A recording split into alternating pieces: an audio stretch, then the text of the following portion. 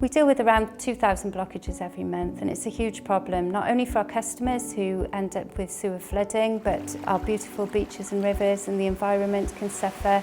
And it also costs around £7 million a year to deal with all of these blockages, which is a lot of money for us and for our customers. So 2/3 of blockages are generally caused by putting things down the toilet that you shouldn't. That includes wet wipes, nappies, cotton buds, and also people putting fats, oils and greases down their sink.